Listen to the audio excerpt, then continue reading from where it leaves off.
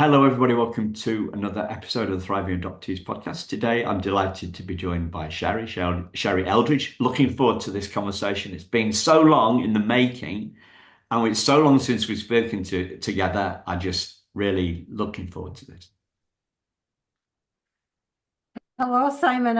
I have been looking forward to it too. It's been too long, It's been but since we talked, oh my goodness, you have provided so much for the world of adoption. And you were telling me before we started how many podcast downloads there are and all that statistical stuff.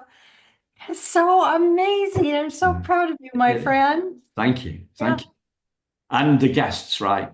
So we're on we'll eventually about 450 people listeners, right? Obviously interviewed a few people twice, and we're on about I don't know 100,000 something downloads. So if you enjoy listening to the show, I would encourage you to share, tell other people about the show because we could really do with some more downloads. 100,000, it's just the tip of the iceberg, right? So that'd be great. Right. I will blast this out on social media. Cool. Yeah. So, thriving adoptees, what comes to mind when you hear that phrase, thriving adoptees, Sherrie?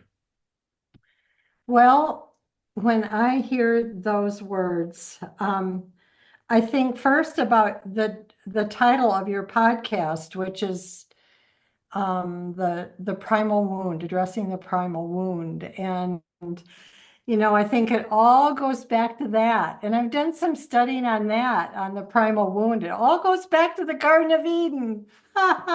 And, we all enter this world broken and hurting. And how do we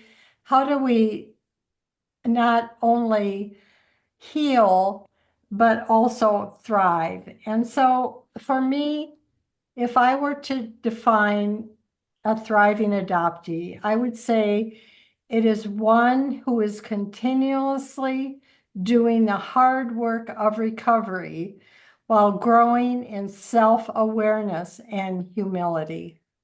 Yeah. Uh, I used to say, oh, well, I've healed from reactive attachment disorder, and my talented therapist has helped me to understand that, we're always healing, we're always in the process. But there has to be a time for adoptees, for anyone really. But for adoptees, I think the trigger point is hate. When we hate someone, that's a good sign that we need to heal. And so for me, that was, diving into healing the broken relationship with my adoptive mother. Um, no matter, I mean, she was a pretty good mom. She was actually a very good mom. Now I can look at her in a different perspective, but I had a lot of anger at her and other people. I mean, anger followed me around like a leaky gas pipe. And so so we have to continuously do the hard work and also grow in self-awareness and humility. Like, how do others feel? Am I able to hear other people and to listen without getting triggered and without having to give my 2 cents and blah, blah, blah, blah, but just being together and healing. So the first one is one who is continuously doing the hard work of recovery while growing in self-awareness and humility. The second thing that I would say is anger triggers are losing their power in a thriving adoptee. Do we ever get over it totally? No. But anger loses its power and we realize we have a choice. And those triggers are calmed way, way down.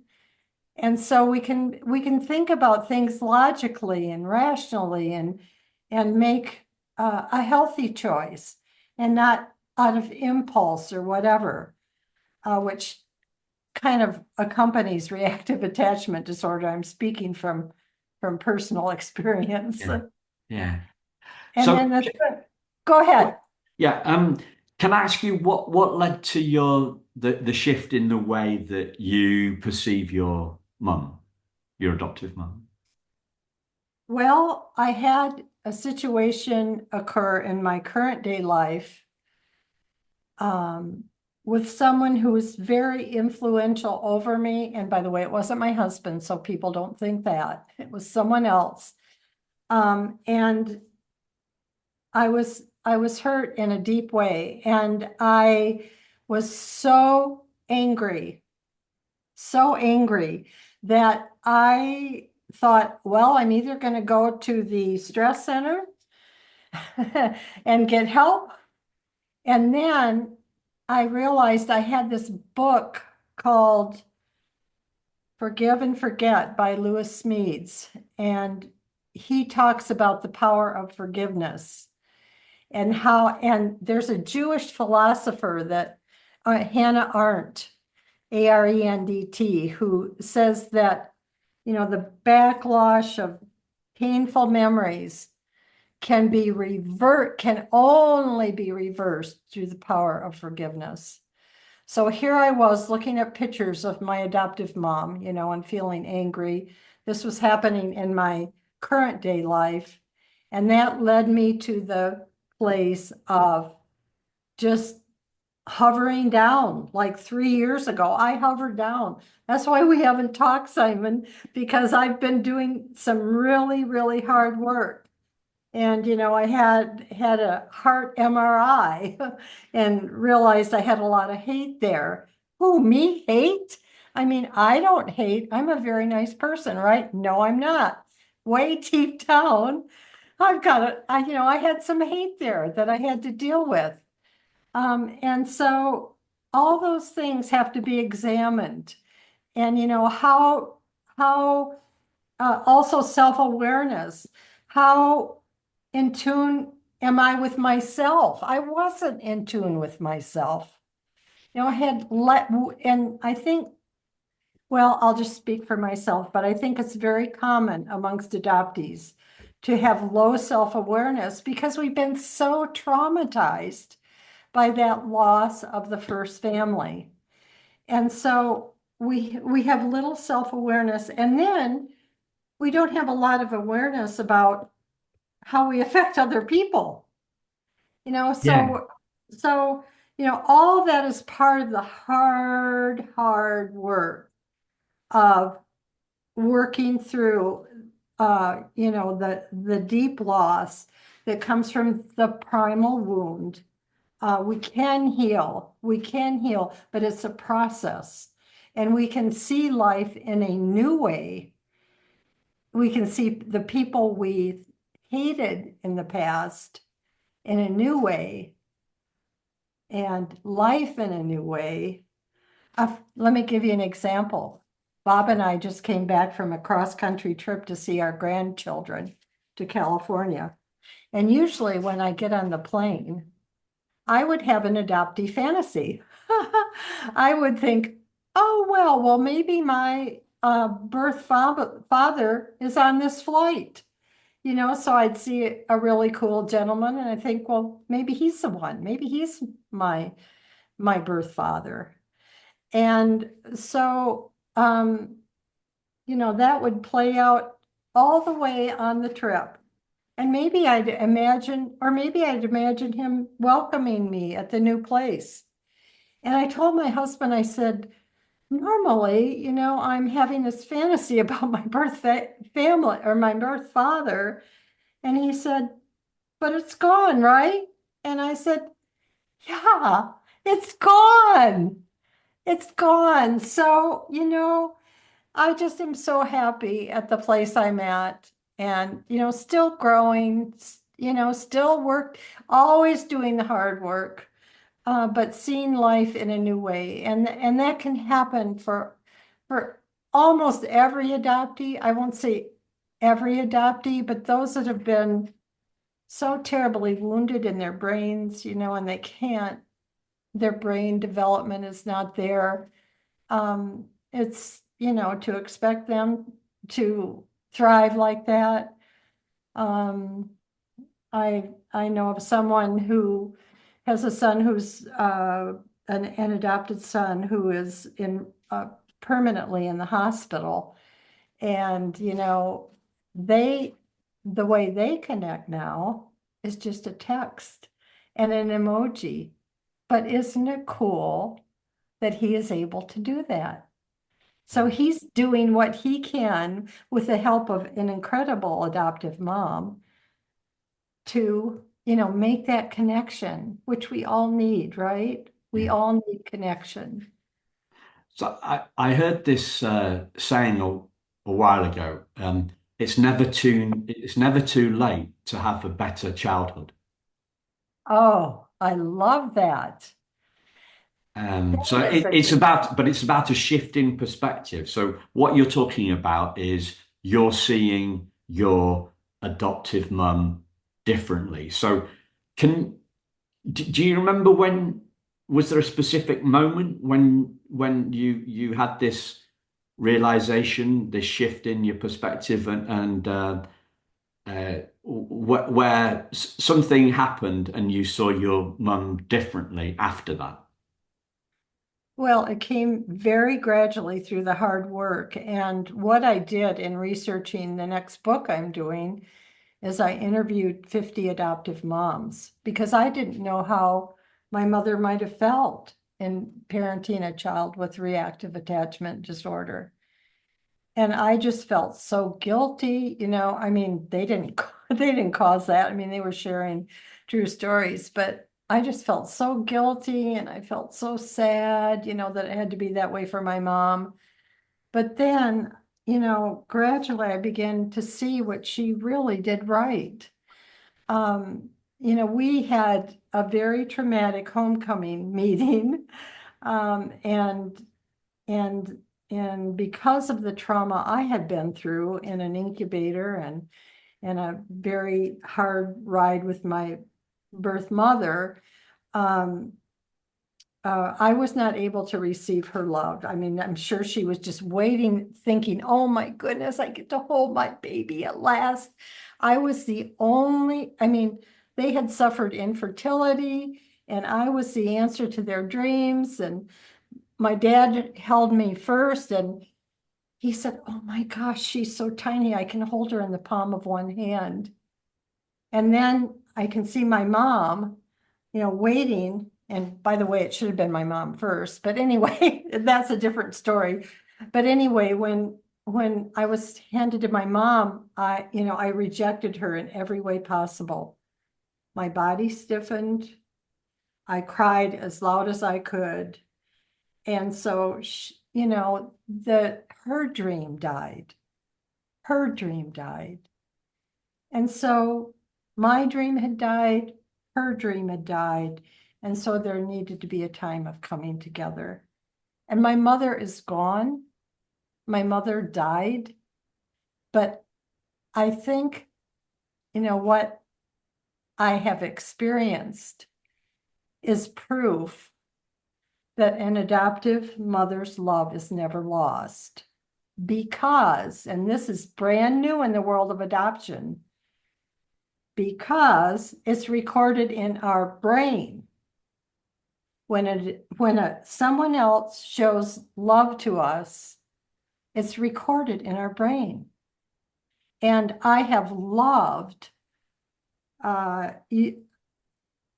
just examining, all the nuances. I still have a long way to go. I'm certainly not a therapist or anything, but to understand how our damaged brain, can heal and can come around and, how, we're made body, soul, and spirit, and there has to be a unity. There has to be an awareness, a full awareness of who we were created to be.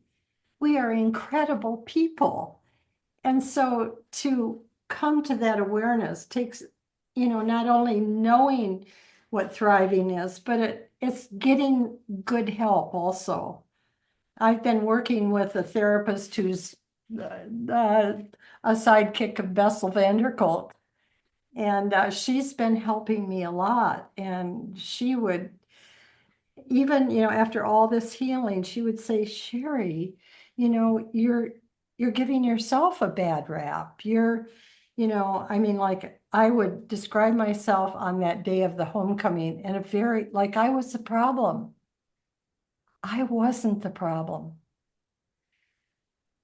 The problem was that my mom was not prepared to parent a suffering child. Because back then, nobody talked about that profound wound, right? Nobody talked about it. Nobody prepared. My grandmother, who arranged my adoption, uh, and who was the matron of the county home with orphans and abandoned children, she didn't even prepare her. So she didn't know. She didn't know how to, say, oh, baby, it's okay.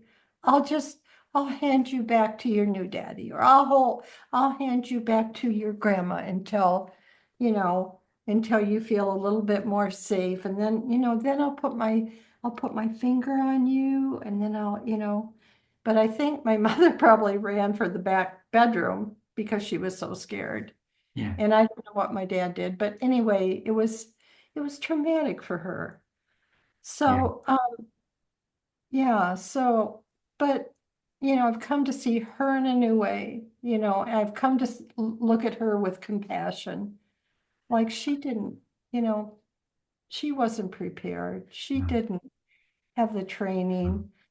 And I've come to look now more at myself with compassion. Like I was just a hurting little baby. I was only 5 pounds. So, our perspectives can change, and it happens, maybe once all, for me, it was like a lot all at once. And I'm not saying it has to be that way for everybody, but for me, it was that way. And that's the only way I could get through that. I think I need to go to the stress center in the current day life, working through all that stuff. Yeah. So this change happened after your adopted mum had died, yeah? Yeah, So change is possible. Change is possible because it's going on within us. that's right. And people say it takes two to tango, but it doesn't take two to change.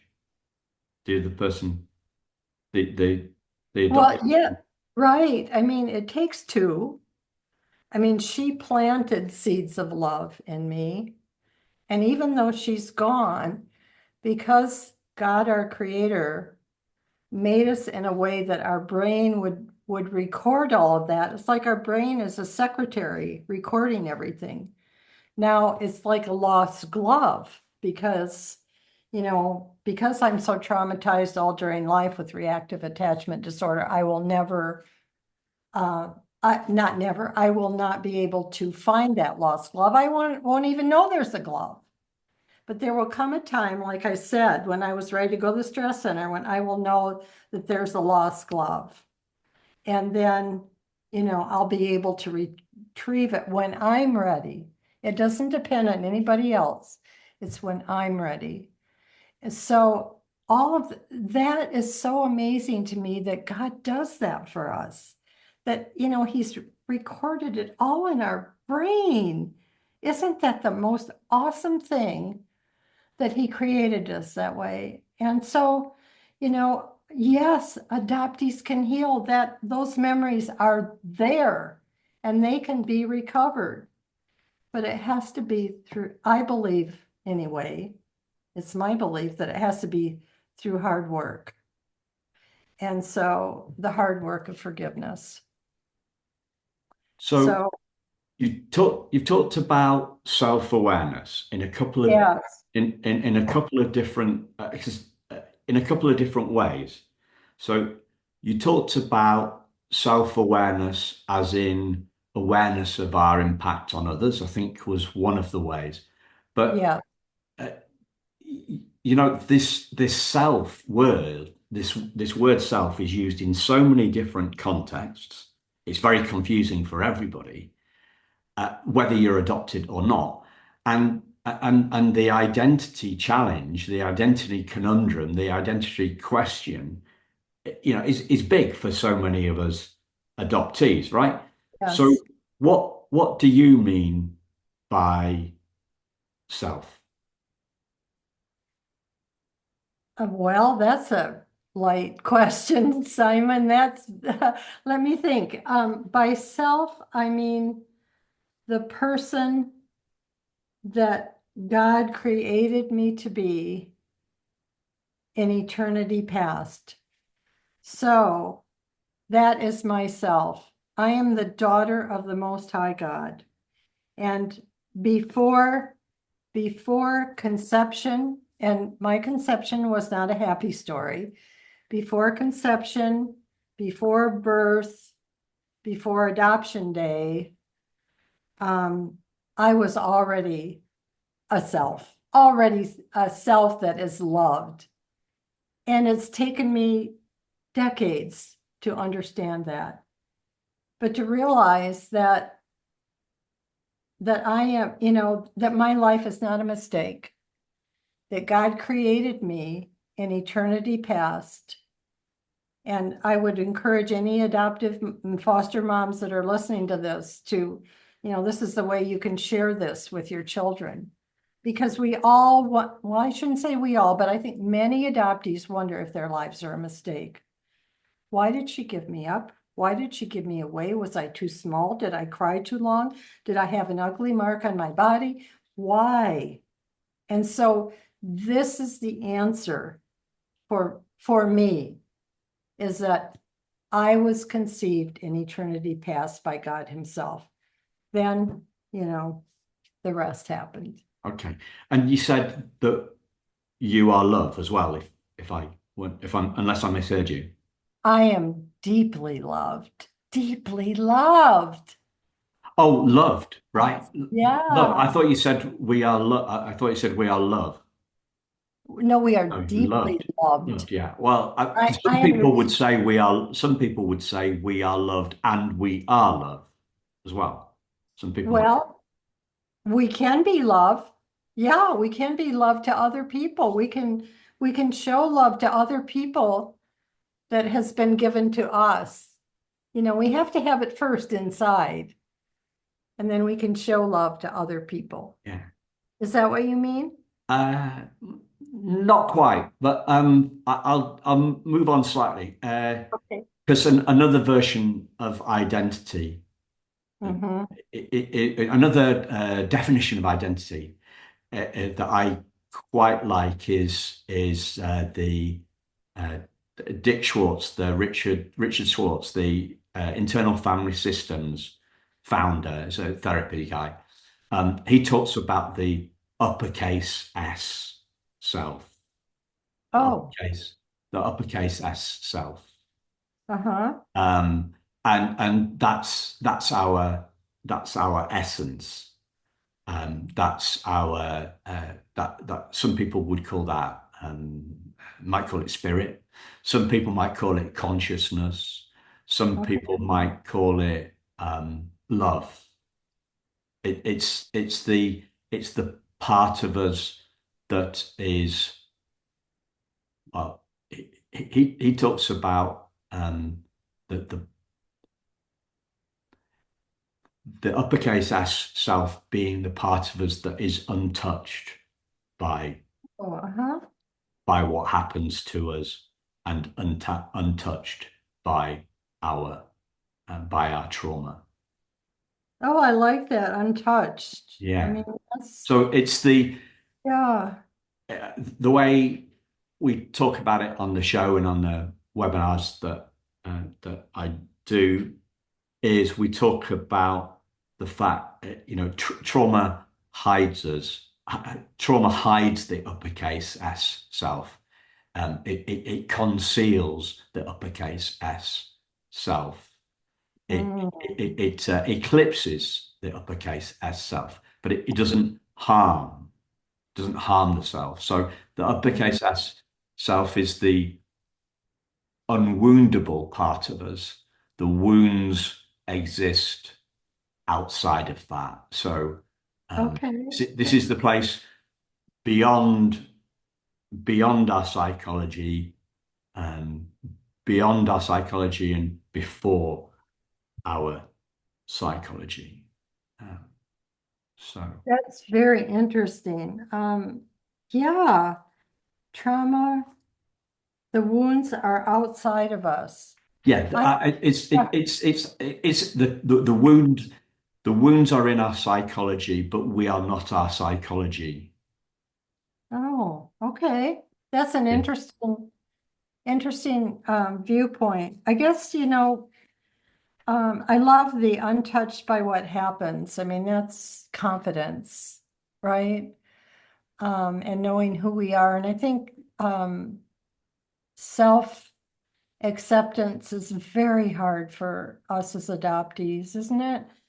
Um, and so, If we don't know, if we don't know who we are, right. it's about who we identify with. So Jude Hung, who's we work together on the webinar. She's been on the podcast. Uh-huh. She's been a guest podcast. She talks about the trauma bound identity, right? So it's very difficult to love the trauma. It's very difficult to love our trauma bound identity, Uh-huh. Oh, but it's very it's easy to love our essence. If our essence is love, if our uppercase S self is love, then that's easy to love. so Simon, would that include, with the awareness, would that include self-care? I mean, find it, would it, in another way, would it be finding the little me? Finding who we really are? Yeah, And well, if I mean Dick Schwartz, the Richard Schwartz guy, would be talking about the different parts of us Mhm. that that correspond to different ages.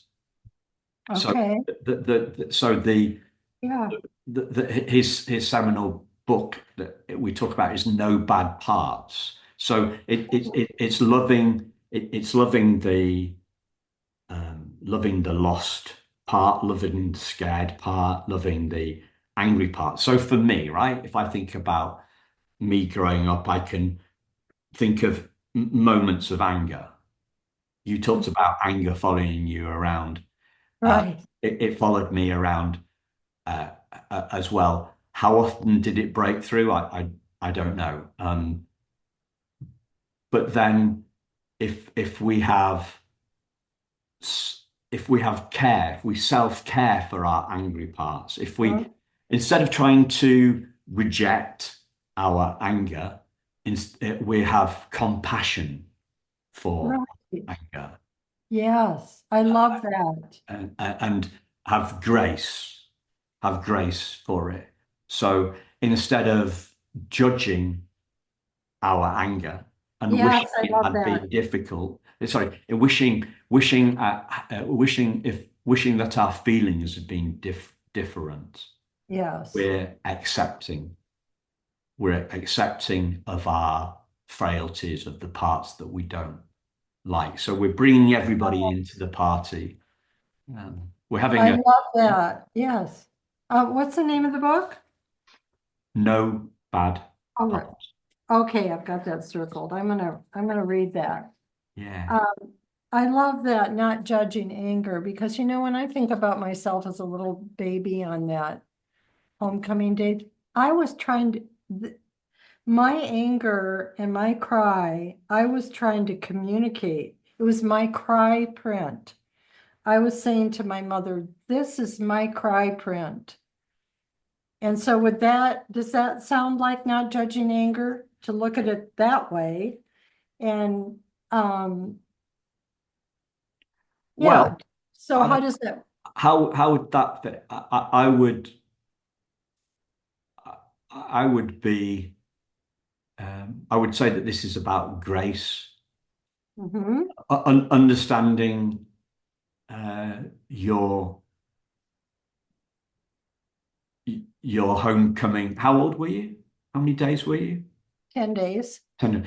So I would say this is about, it's inner child work. I mean, clearly that's what Hmm. you're doing. It's inner child work. So it's about soothing the 10-day-old little version of you. Oh, And I love I would say that that's what it's about. Um, and, and Sure. jumping completely, I would be, I, I've said this a few times recently.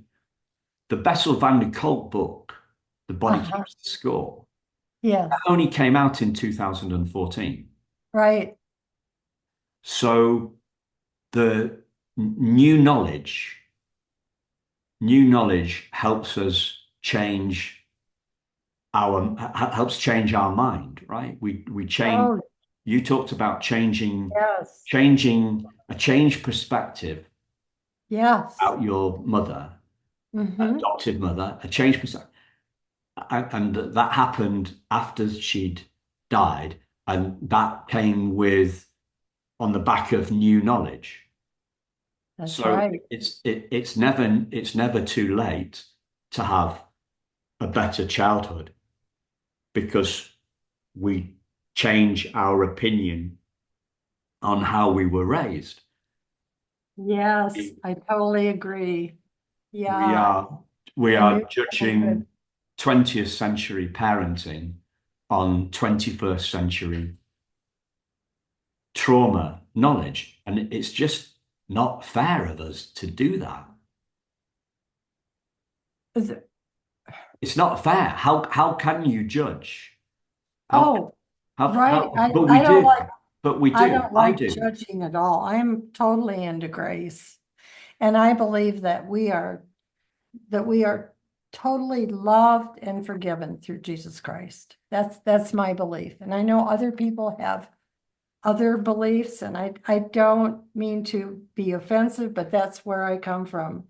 I see myself as totally loved and forgiven. And so that's the way I live. And yeah, we can't judge our emotions. I believe that God understands all that, and I go to him often in prayer and I say, I can't handle this. I can't handle this, God. Please help me.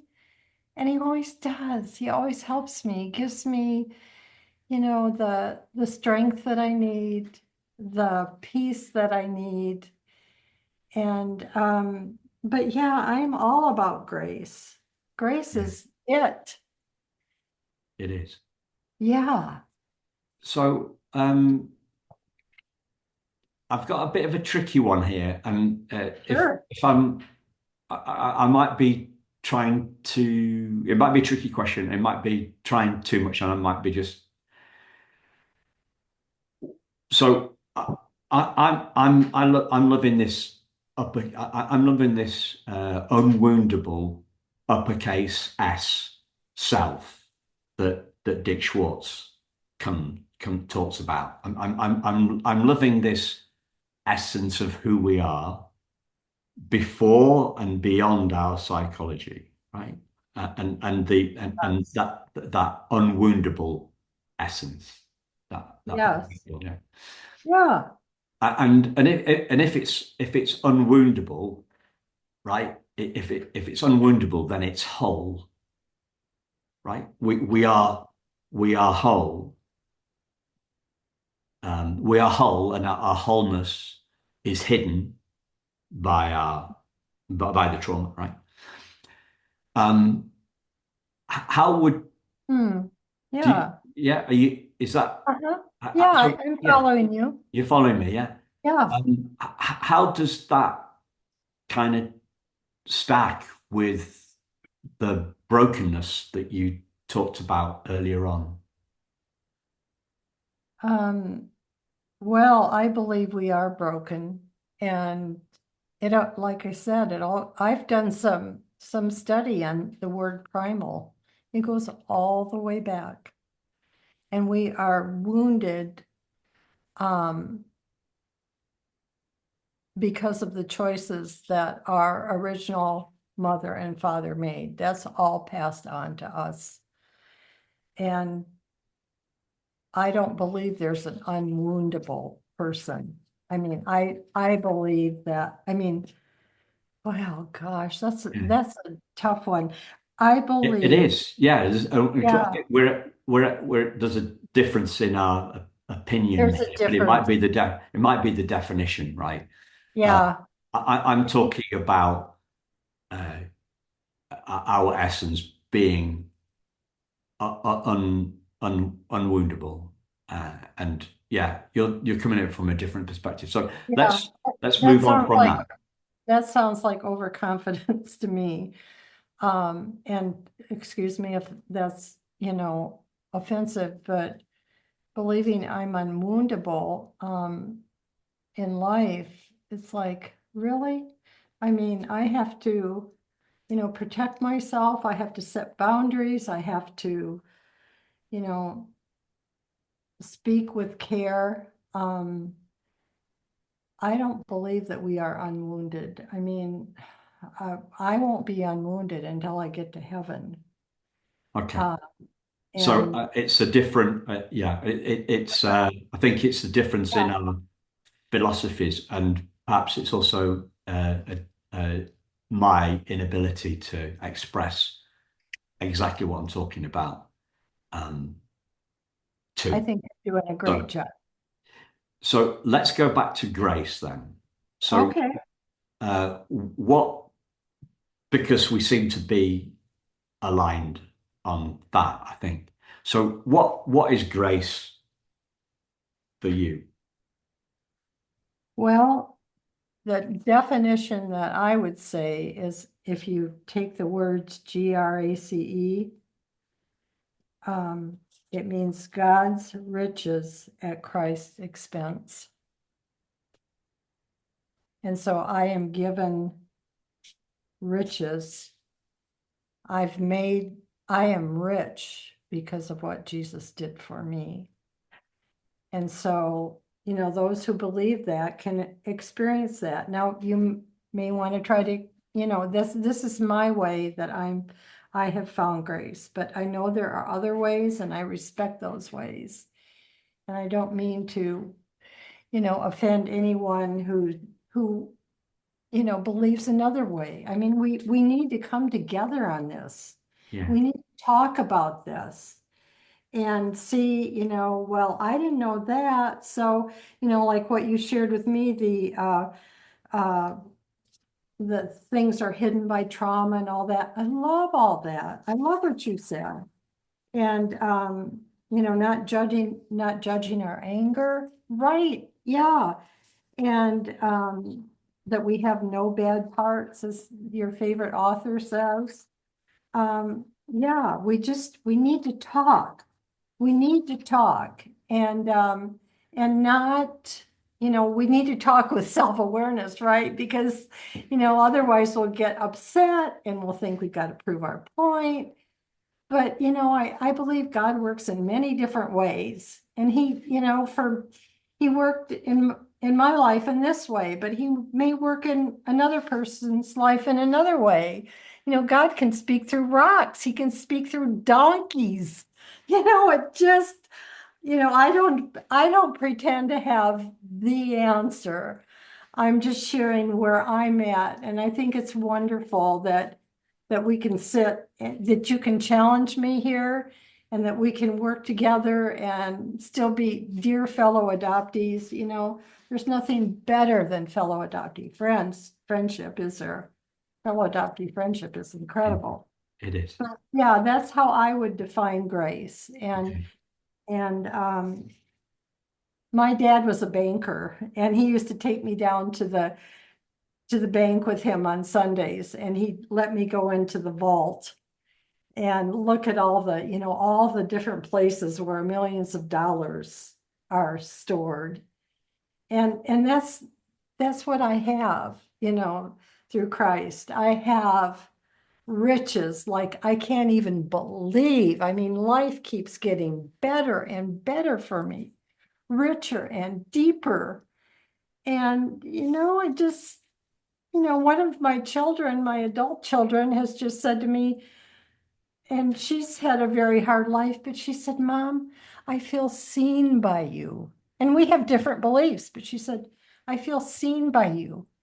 And that's what we need to do for one another, I believe. Don't you think? Yeah, we need to be seen and we need to see Right. and we need to uh, share and we need to share our stuff. We need to share our insights and we need to agree to disagree on at Right. where we need to. What if politicians were like that too as well? Oh, no Um, kidding.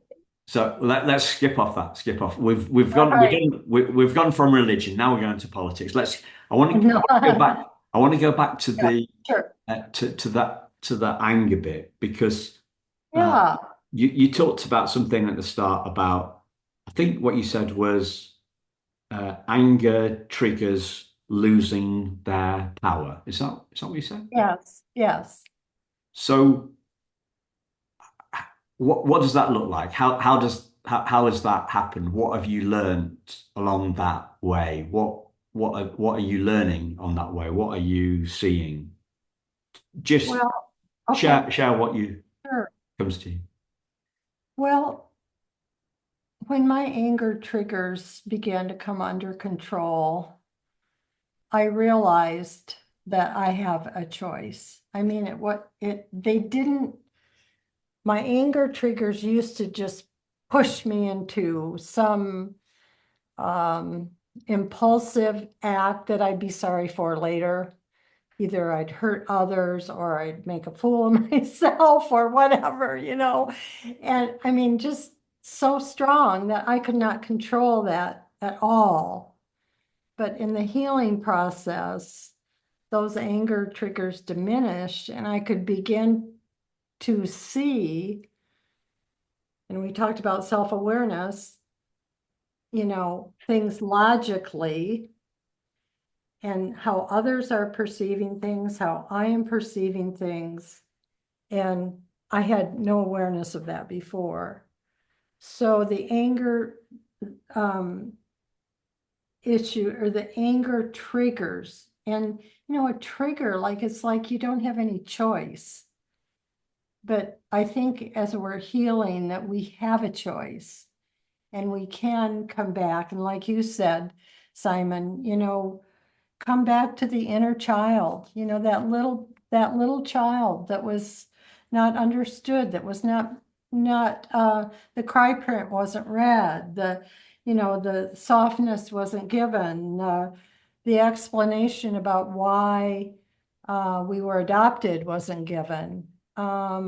We can, learn to not be controlled by that. For example, okay, so I did a lot of work on ancestry.com. My 5 fellow adoptee friends helped me find my birth father.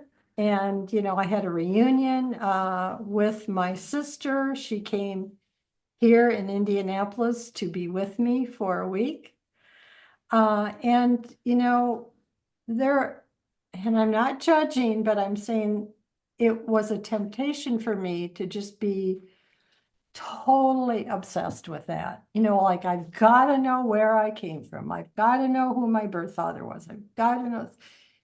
And, when we were on vacation just last week, my only reason for wanting to be into ancestry.com was to show it to my grandchildren so that I can pass that legacy on to them. And so the anger isn't there, the compulsiveness isn't there, the drivenness. And so does that example make sense to you? Yeah. I just want to Yeah. I want to pick up on something that you just said in the last minute, last word. It's something that a mentor of mine once said in terms of being driven. He Mhm. said, if you're driven, then somebody else is driving. Oh, that's so good. Yeah. That's So, very good. and he wouldn't put it. He wouldn't put it. There's a guy called Richard Wilkins. Um, he wouldn't put it in a trauma context because that's not kind of his thing. But I would Uh-huh. say if we're feeling driven, then trauma's driving. I would That's say right. Yeah. trauma's driving. Uh, Yes. That's and very obviously, good. if we're driven or if we're triggered, then trauma's driving as well, isn't it? And something I heard about you talked a lot about choice, and well, you mentioned it a couple of times, and again, um, this guy Richard Wilkins would say that most of the time, most of us aren't choosing think, what we think about ourselves, what we think about others, what we feel, what we do. Um, and and again, he wouldn't use the trauma word. He would talk about our script or our conditioning. He would use the word probably conditioning. Hmm. But I would say, obviously, in our context as adoptees, it would be the trauma is making the choices. Yes. So it's not a choice. It's not a choice made by our uppercase S self. Hmm. It's a choice made by perhaps one of the parts of us, one of the traumatized parts of us. Yes, I love that. So would an example be, like say, feeling abandoned? Say we felt abandoned when we lost our first family. And so we tend to set that up, right? We bring that about and become victims. We can We become do, victims. yeah. We do. Yeah, yeah, So I'll talk about myself here and yeah. a story that happened to me. So I was at a party a few years ago, and yeah, about 10 years ago, and it had been a long day. It was a celebration, so that a lot of champagne had been and other drinks had been drunk, and I upset somebody, so my self-awareness went out the window. And I unintentionally upset somebody. I was asking her what I thought was a question from a place of curiosity, but she was triggered by it. And then so this woman got upset, and then other people got upset that she was upset. And I had I had a big fear of being ejected from the group, shall we say, in that moment. So I projected rejection. Uh,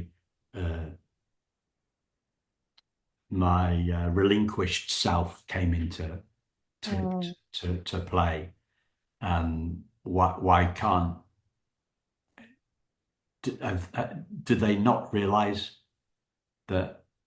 Did they not realize this was unintentional on my part? Why have yeah. they rounded on me? And yeah, so that's one from uh, uh, and that work state kept me awake that night and then didn't dissipate for a while off the back of that. Yeah. So that was 10 years ago, you said? Yeah, that was 10 years ago. Was that was it that your Waterloo, like the person No, no, that was one in. I have these realizations often? often. Like I think we talk about coming out of the fog. I think coming out of the fog Oh, happens again yeah, and again and again, and we become more. Uh, we become as we become more self-aware.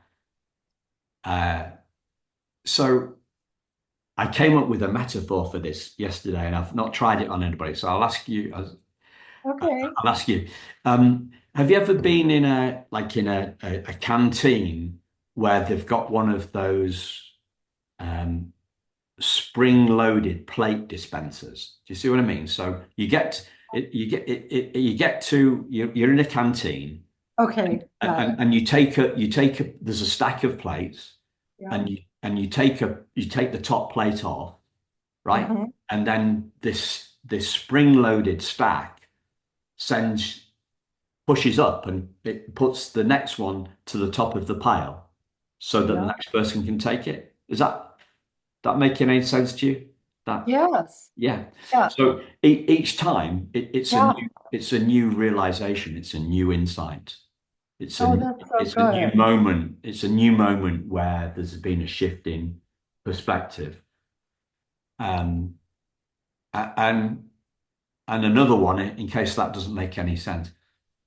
You know, I when so the a big freight ship, a big container ship pulls into port, right? And it's loaded with all these containers, all these cargoes, right? And then they take one at a time. The crane takes the ship's really low in the water, right? And then it takes each container gets taken off one at a time, and the as the load gets lighter, more of the boat comes out of the water. Oh, that's so good. I love that. So we're seeing more of ourselves as we're kind of becoming aware of our Yeah. emotional baggage that we haven't seen. I love those illustrations. Yes. Can I use those in my book? Of course, you can. Can I quote you? You can, of course, you can. Okay. Um, so Thank you. you're welcome. Uh, I wanted to ask you another, just go back to the anger thing a bit there. Mhm. Like in terms of, do you remember any moments where there was a shift there, where where where you saw something differently about anger, um, and I mean, are you seeing are anger and grace, are they kind of opposites for you? Do they? Anger and grace are the opposites. Well, I just pulled out a little note when you said that from my desk here from Thanksgiving 2020. And I'd been going through a lot of old photos to share on social media. And I say my view of my past has changed, and I can recognize the change. I mean, physically, emotionally, and spiritually. It's like there was a dark filter over the lens of my camera, but now I can literally see in the darkness. I can see the darkness being removed. The condemnation, the guilt, and the shame are gone. Hallelujah. Huh, Yeah, I didn't know I was going to share this, but that was brilliant. I pulled it out from my desk. So if if time isn't the greatest healer, what is the healer that leads you to that realization on Thanksgiving 4 years ago? The healer for me is always comes through God's word, the Bible. And I I believe that God speaks to me through the Bible. And um, the moment that my birth mother, I read the Bible and I ask for insights when I read the Bible. And when my birth mother rejected me after our reunion, she was just screaming these horrible things at me.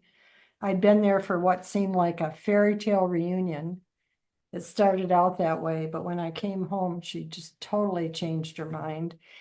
And She was Wow. screaming at me, and as she was screaming at me into my consciousness, you know how things can come into your consciousness, into your spirit. It was these words from the Bible.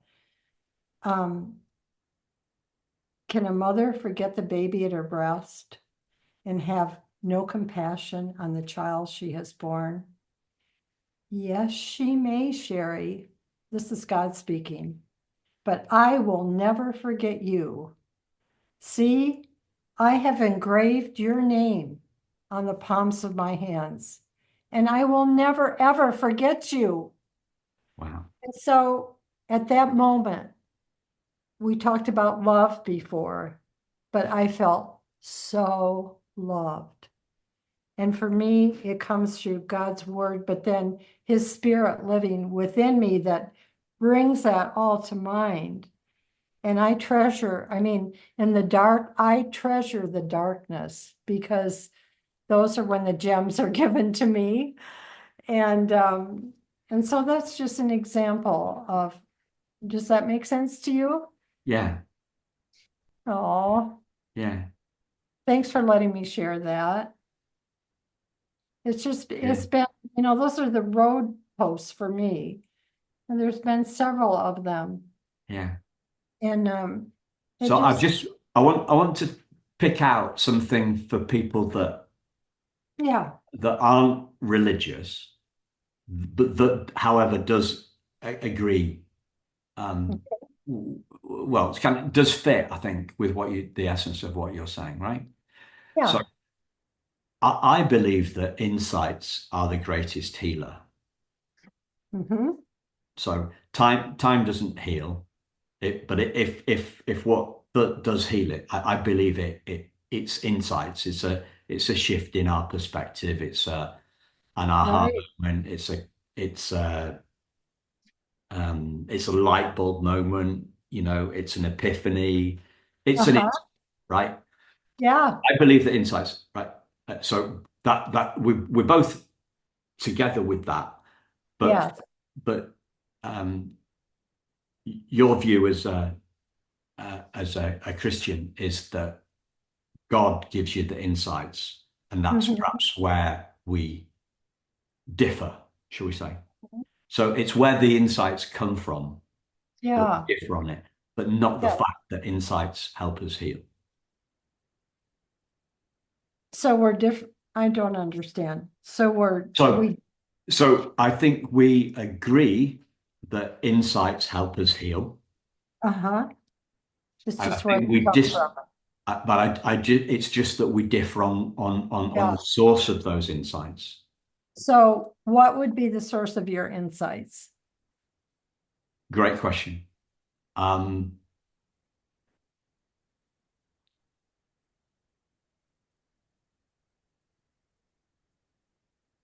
Out of the blue, They come insights. out of the blue? The insights come out of the blue. Okay. Yeah. I haven't got a better answer to it than that. Yeah.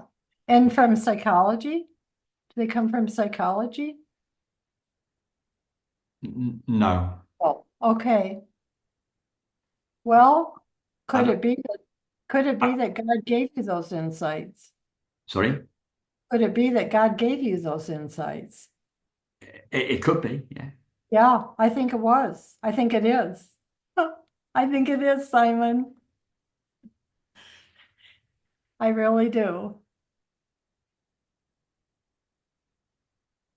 So I've come to I've I've got a better answer to the question, where do they come from? And it is a great question. I would say they come from consciousness. Okay. Uh-huh. All Uh, right. and it's great that we can agree to disagree. Yeah, it is. It's wonderful. We can talk, I mean, some people will tune into me and some people won't, and that's okay. I don't care. I mean, we're all in this together. And I've received a lot from you this hour. A That die I'm from you. going, hmm? A die from you. Oh, Yeah. thank you. So as always, listeners, I'd encourage you to check out the show notes because we've got links to what Sherrie's doing in the world of social and a website. And we will speak to you all again very soon. Thank you for your thank you for your wisdom over the last hour. It's been a joy. Thank you, Thanks, Simon. listeners. Thank you. We'll speak to you again very soon. Take care. Bye-bye.